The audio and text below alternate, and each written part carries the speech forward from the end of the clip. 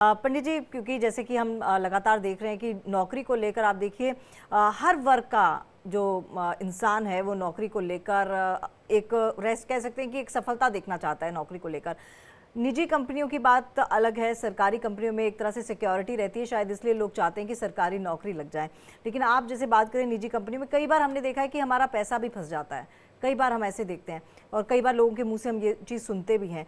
तो चाहे बिजनेस हो, जैसे कि आपने कहा कि ये चीज़ बिजनेस और नौकरी दोनों में लागू होती है, तो अगर कहीं भी बिजनेस या फिर नौकरी की वजह से कहीं पैसा फंसा है तो क्या उसको भी निकालने के उपाय हैं? वो मेरी मेहनत का पैसा है। देखिए, अभी पीछे कुछ दिनों पहले कई कुंडलियाँ इस तरह की मेरे पास आई तमन्ना जी, कि कई लोग जैसे जब नौकरी ज्वाइन करते हैं खास करके निजी क्षेत्र में, तो उनसे बांड भरवाया जाता है 3 साल 5 साल का, इस तरह से। और जो उनकी सैलरी निश्चित तय होती है, उस सैलरी का कुछ हिस्सा 10% 15% अलग अलग नियम है, वो पैसे कंपनी होल्ड करती है, रोकती है।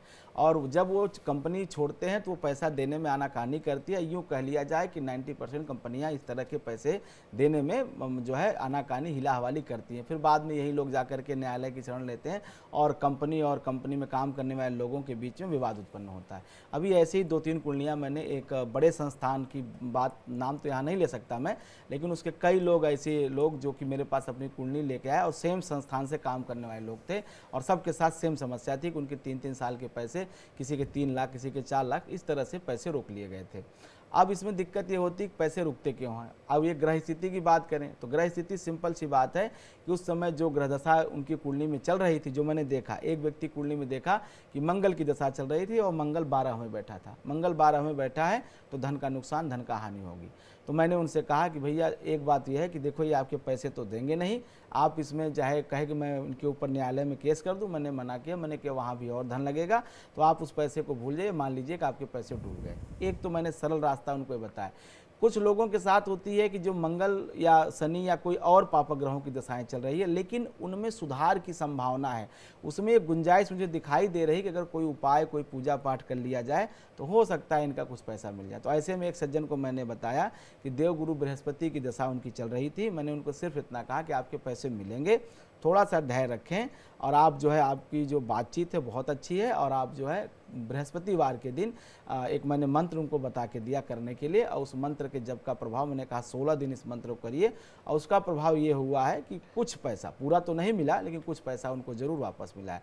तो ये परसेंट टू परसेंट निर्भर करता है कि किसकी कुंडली में उस समय किस ग्रहों की दशा करती है। जैसे एक संस्थान से मान लो 10 लोगों का एक काम छोड़ा, तो ऐसा नहीं है कि 10 के 10 लोगों का पैसा नहीं मिलेगा। 10 में 3 का मिला, 5 का मिला, 7 का मिला, किसी को पूरा मिला, किसी को, ये मैंने परिवर्तन देखे। अब ऐसा क्यों होता है? मैं तो ज्योतिषी होने के नाते यही मानूंगा कि अपने अपने ग्रहों की दशाओं का प्रभाव है। उनकी जन्म कुंडली में जिस तरह के ग्रहों की स्थिति है, उस तरह से उन्हें जो है जीवन में फल मिल रहा है, चाहे वो आर्थिक क्षेत्र में हो, चाहे नौकरी के क्षेत्र में हो, चाहे परिवार में हो। तो इस तरह से अंतर तमन्ना जी मैंने देखा है कि चाहे वो किसी बड़े संस्थान हो, छोटे संस्थान में, हर व्यक्ति के जीवन का अलग कहीं ना कहीं मुझे लगता है कि एक उनका फल होता है।